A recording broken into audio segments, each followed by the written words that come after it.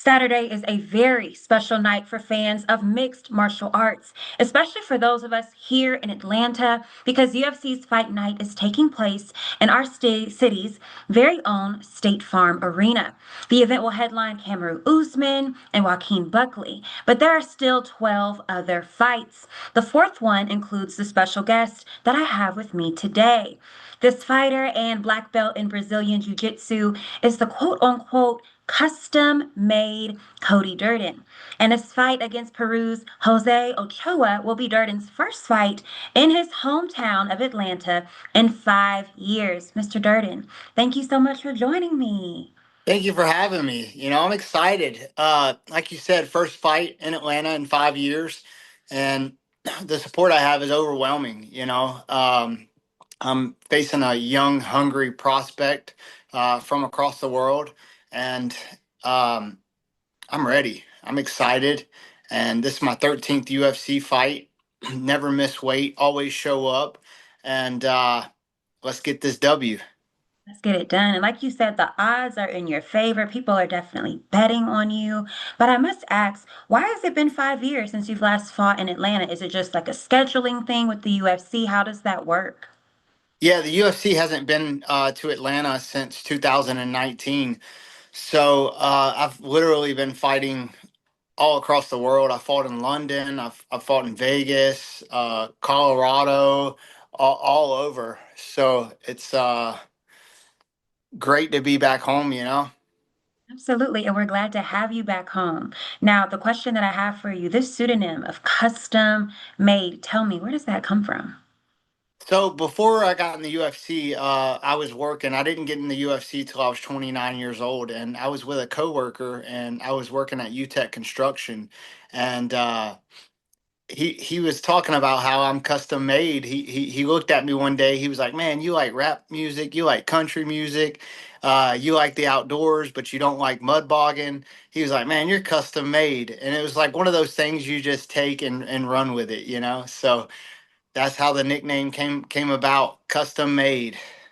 Love it. Very unique. Now, in a recent Instagram caption that I saw of yours, you wrote that you are determined to hurt your opponent on Saturday for us all. You also said in much earlier comments that you enjoy taking another man's soul in front of millions. You also even said that you enjoy seeing the blood, the chaos, the hostility, because it brings that dog out in you. Now, listen, custom made, I'm a girly girl, so I'm like, Yeah. blood, oh my gosh. But obviously, that's your profession. Tell me, like, how do you all build that aggression towards your opponents over the years that you are preparing and learning to fight? Like, how do you get to that point where it's like, yeah, like for real, let's go knock them out. Yeah, well, everyone knows life isn't fair and it's a dog eat dog world. And I get my confidence through my training. For this training camp, I went to American Top Team Coconut Creek and Fort Lauderdale, Florida, Coconut Creek, Florida. And I spent 2 months in a dorm room away from my family, away from my beautiful, hot, smoking wife. And that's the sacrifices I had to make. 2 months from April 1st to June 1st, I was in a dorm room, just living, breathing, sleeping, fighting, and that's what it takes, to win at this level. Not only get in the UFC, but stay in the UFC like I've done the past 5 years. And even before the training camp started in January, I made a commitment to myself.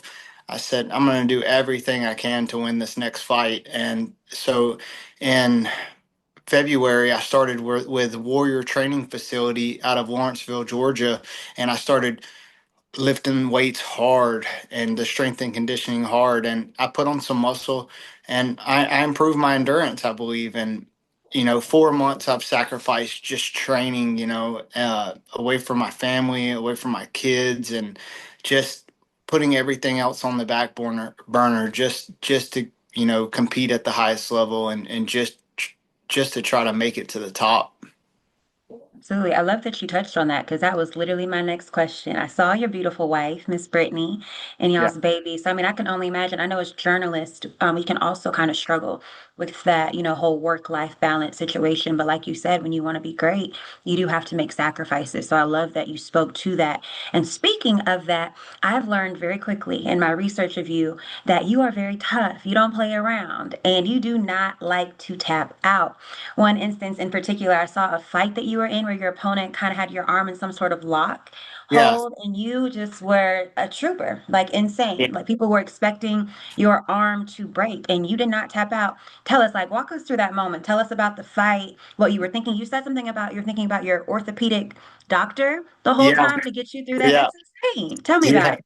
You're wearing the shirt. Yeah, yeah. So my cornerman and good friend, Dr. Scott Barber, at Barber Orthopedics and Spine in Atlanta, he's a cornerman to me, and he's an orthopedic surgeon. And when I was caught in that armbar, you know, I thought it was over. I thought it was over, but the no quit, you're gonna have to kill me to beat me is what I represent is really how I feel. I really feel you're gonna have to kill me to win, and I do it all for my family, and that's what makes me motivates me is putting food on the table for my family. And I was in that armbar, and I was in so much pain. My arm was I literally heard it cracking and popping, and the only thing I could think of is like, don't give up, don't give up. And I got out of it and ended up winning the fight. That was in Nashville, Tennessee, in 2000 and at the end of 2023. That's insane. Yeah. That's insane. If one thing I'm gonna remember out of this entire conversation is this right here, because that's crazy. Yeah. Now, I also I learned kept that I kept telling myself, Dr. Scott Barber will fix it. Dr. Scott Barber will fix it. So that's a good benefit of having a doctor in your corner. that's right, insane, absolutely crazy, but I love it. It's what makes the fight fun and Yeah, exciting, I guess, for the viewer. That's crazy though. absolutely. But another thing that I want to say is I heard that you tore your ACL was about 4 years ago, or maybe five now. Yeah, 4 years ago. 4 years ago. Now, talk to me about that because I can only imagine that you, like, I know you said when your arm was in that bar, you thought it was over, but I can only imagine tearing your ACL, what that was like. Did you ever think that you would be back in the ring? Yeah, so I threw a kick in my fight in 2020 at the end of 2020, and I felt a pop in my leg. And after the fight, I got an MRI at Barbara, and they let me know like, hey, you tore your ACL. ACL. It was a complete tear. But don't worry. We'll get you a physical therapist. We'll get surgery, and you'll be back in the ring in no time. And at that point, I was upset. Because I worked a full time job, and I sacrificed everything to get in the UFC so that I could quit my job. I came from nothing. I lived in a trailer park when I was little. My parents didn't have money, and so to make it to the UFC, I mean I worked all the way from I was 18 all the way to 29 full time jobs, and to for that to happen, I was devastated. I thought it was over, but I ended up getting the surgery, and 10 months later, I got my first ever UFC win. Mm. No, I So love to hear it. I see I'm why just I see why you love your surgeon so much. Your yeah. your cornerman. Yeah, he saved me. He saved me. I thought it was over. I was deep down. I was depressed. I was sad, but I knew. I kept telling myself, I can do it. You just got to work hard every day, every single day. I was at the gym, no matter who showed up, no matter if the gym was closed. I would call the owner. Hey, can I get in? Can you leave the key for me? So I sacrificed literally everything just to, get back. And that moment when I won was so special to me. My first ever UFC win. Absolutely. No, very, very, very inspiring. Now, you kind of touched on your background a bit, right, with your family. I also learned that you started wrestling probably in about middle school and you kind Yep. of finished it throughout grade school. Tell me, why did you stop wrestling? Was it never something that you wanted to continue to do post, high school, or you were I, just like, we're just going to go into jujitsu and everything else? How did that kind of operate for you? So I had a great high school career. You know, our team won two state championships. I got second place in my senior year. I lost the state championship by 1 point. And then, I ended up getting my high school sweetheart pregnant right out of high school. And, that's at the point where I had three scholarships and I had to turn them down because I had to be a father. You know, I had to work and support another human being. And that's what I chose to do. I chose to not go to college. I chose to just stay back, work. And then a buddy of mine was at a gym in Conyers, and at the time, I was in Covington, and he was like, "Hey, man, I got a fight coming up. It's an amateur fight. Will you come help me out?" And so I showed up, and he beat the hell out of me every day. But I was just like, "Man, this is cool. You know, I wanna do this." And it was a way to really still compete, and I could still work, and because I love competing. And I just fell in love with it. After that, I had my first fight in 2014. I lost. I ended up winning 9 fights in a row. Then I was 4-2 as a pro. I lost 2 fights in a row. So then, I really had to make the decision on what I wanted to do because I was working full time at CSC Atlanta. And so my dad offered me a job with him working in UTech construction, Mhm. but I would take a huge pay cut. And I was working 6 days a week with CSC Atlanta. And with working with my dad, I would only be working 4 days a week, but 10 hours a day. So I was like, you know what, Dad? I'll take that huge pay cut. I'm gonna come work for you, and I'm gonna chase this goal of making it to the UFC. So I put in my 2 week notice at CSC Atlanta.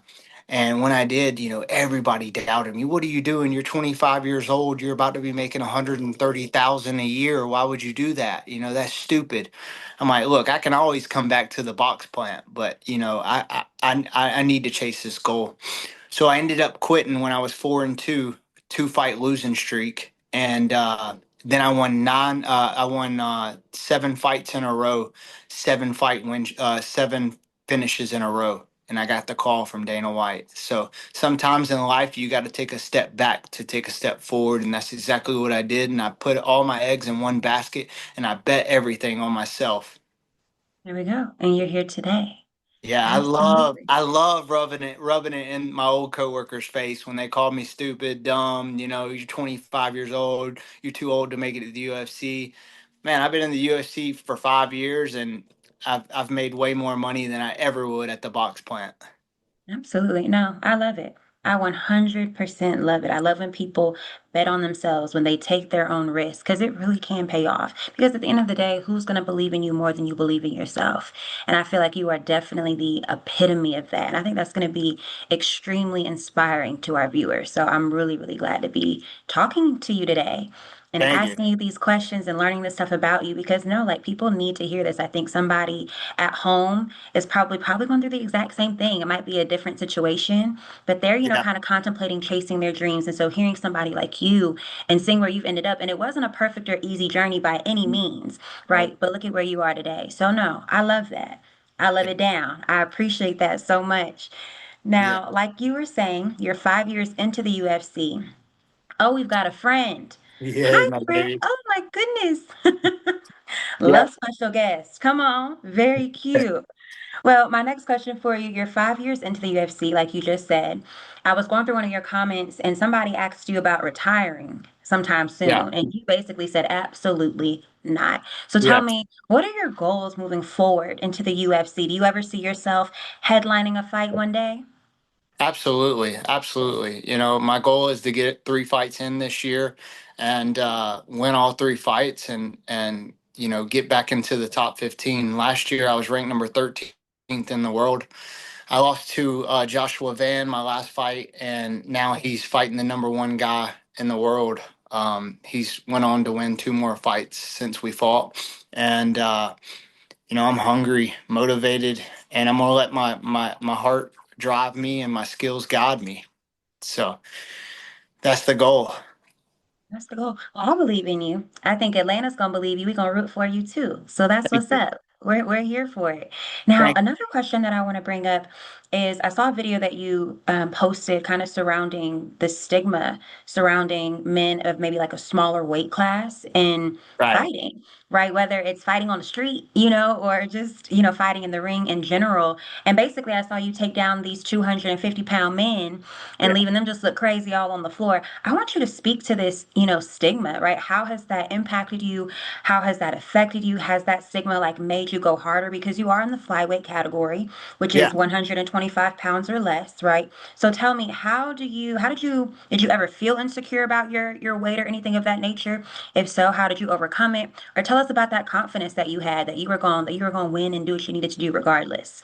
Yeah. So there's a stigma that, just because I'm a smaller guy, and most grown men are 170 to 200 pounds, and but if you're not trained in Brazilian jiu-jitsu, boxing, Muay Thai, or any kind of combat sports, I will absolutely destroy you. And so I did a seminar for the Gwinnett County Police Department, and I went in there and we started grappling. And I chose the biggest guys in there to like, hey, let's roll, let's grapple. And I submitted them a few times, and it was just an eye opener to them. Like, hey, I really need to get into jujitsu and learn this because it's just mostly technique. Technique beats strength any day of the week. And that's why I think it's a good thing for the local police departments all over the state to get into jiu-jitsu and learn how to defend yourself, learn how to control someone so that you don't have to use your weapon. No, absolutely. I love that. I love so we don't have to use our weapon. Let's fist fight like they did back in the day. I mean, Yeah, not just randomly, of course. You know what I'm, yeah, I'm yeah, referring to. yeah, But I exactly. mean, I know for me, when I was in elementary school, I took karate. Now, granted, I know I'm not gonna beat nobody up today, but I made Right. it to my little green belt. But I really did, like at that young age, really learned and really understood the importance and the discipline of learning, technique. Like you said, how technique can really be used to your advantage. God forbid you ever end up in an unsafe situation. So once again, I love that point. I love that point. You're gonna absolutely destroy anybody who doesn't have the training. Exactly. Oh, I love that right there. And Um, you never know in law enforcement when you can actually save a life because of your skills in jiu-jitsu or wrestling or whatever combat sport you might like. Absolutely. Another thing that I wanted to ask you about was your philanthropy. You just talked a bit about your philanthropy. I want you to keep going. I see that you work with organizations who give back to children. It seems that you really care to, obviously you're fighting in the ring, but you're also fighting for the community as well. How important is philanthropy to you and for you, especially considering, I mean, you have children yourself, so that might also kind of play a role into some of the organizations you choose to work with. How does that, play out for you? Yeah, well, I got with my friend Scott Barber, and he created the Big Timers Foundation, and we bring in local celebrities and athletes, and we take these kids that don't know where they're going to get their next meal from. The kids that really don't have a lot of options, and we get in there, we have fun with them, we talk to them. You know, we've done quite a few events. In 2020, we went to uh, one of the not so well neighborhoods in Atlanta, and we gave out $80,000 worth of gifts for Christmas, and just to see the smile on those kids' faces that day was great, and all that happened because of the celebrities and Barber Orthopedics. Mm, I love that. I really, really, really do. I think that oftentimes we can get so caught up in the magic of what we do and having so much fun in our own hobbies and in our own passions, but we can't forget about where we come from in our community. So I really do love to hear that that is something that you value and that's something that you put a lot of effort into. Now, Yeah, another question that I have for you is in regards to your tattoos. Now, obviously, when you're in the ring, your shirt is off, right? We can't yeah, take the shirt off on TV. But sorry, that sounded crazy. But anyways, you have like gladiators on your chest, right, and then you right, have like a forearm of a lion. There we go. So I yeah. wanted to know, we've been talking about how much of a fighter you are and all that stuff. Tell me, like, I would assume that there are stories behind these tattoos in particular because you chose some very strong, things to depict on your body. Why did you choose those two things? Well, I got the Spartan on my chest because I feel like I'm a modern day gladiator. You know, I get in the, I'm a prize fighter, and I get in the cage to entertain people, just like the Spartans used to do back in the day. And then this tattoo I got on my arm, it's a lion with a clock and Mm, 10:35 right here, right. and that's the time. It was 10:35 in the morning when I got the call from Dana White, and he asked me if I wanted to be a UFC fighter. So I got that in the clock, and that was the moment my dreams came true. Oh my gosh, very intentional. Wow, that was much deeper than I even thought it was going to be. Yeah, Very, very, very cool. Okay. Now, other than that, I have one more question that's really for myself because I just have to know. When you do like your walk out into the ring, all that good stuff, is it really like as sick as it looks in the movies and on TV? I know WWE is like really over the top, right? But like tell yeah. me, how does it feel to walk out there? You're ready, you're ready to go. How does it feel just to be in that ring? Surrounded by that crowd and you're ready to go. Just describe that for me. Well, it depends on if you're walking out in London and you're the huge underdog versus the hometown Mm, kid, or it depends on if you're at your hometown. But either way you look at it, there's so many emotions, you know, anxiety, adrenaline, and being a veteran in the sport like I am, you know, you got to learn to control those things and just kind of be cold when you walk out and focus on the task at hand. You know, whether that's throwing your overhand, getting to a takedown, or keeping your distance away from your opponent. And you got to explore your opponent's weaknesses. how do you go about exploring your opponent's weaknesses? Are you going to give us a little bit of insight? Yeah, yeah. So basically, styles make matchups, and you might have a guy that's a wrestler, and all he's going to do is try to take you down. Well, you got to be ready to defend takedowns and keep them on the feet. You don't want to go to the ground with a wrestler who's good on the mat. You know what I mean? So your best option is to keep them on the feet. Very smart. Look at y'all. Y'all work hard. It's the whole Yeah. mental game over there. I like Oh, that. it's a lot of mental game. I can imagine. Now, before we wrap this up, is there anything else you'd like to add? Yeah, so ceremonial weigh-ins are at 4 p.m. at the State Farm Arena. They're free to the public. We'll get out there, get on the scales for the fans, uh, and Dana White squares us off, and it's fun. It only lasts about 45 minutes to an hour, and they have a huge show. So sh- show up, show out, be loud, and let's get this W on Saturday. That's perfect. So the weigh-ins happen on Saturday as well, is what you're saying, 4 p.m. that day. On Friday at 4 On p.m. Friday. Yeah. Okay, got you. Got you. So Okay. Well, thank you so much, Mr. Durden. It's been an absolute pleasure to speak with you. thank you. Once again, everyone, UFC Fight Night is taking place this Saturday, June 14th at State Farm Arena. The event begins at 7 p.m. Be sure to catch Custom Made Mr. Cody Durden in the fourth fight. Tickets can be found at UFC.com. And hey, we'll see you there. The little punches, you know what Yeah. I'm saying? I don't do them as Yeah. well. I don't have no You technique gotta behind mine, you but gotta I have that try. head movement. You can't have your head on the center line, and you gotta move Okay, it so you don't that's get hit. right. Look, I'm learning already. I'm ready for the fight. Are you ready, though, guys? All right, we'll see you there. Thank you so much again. Thank you.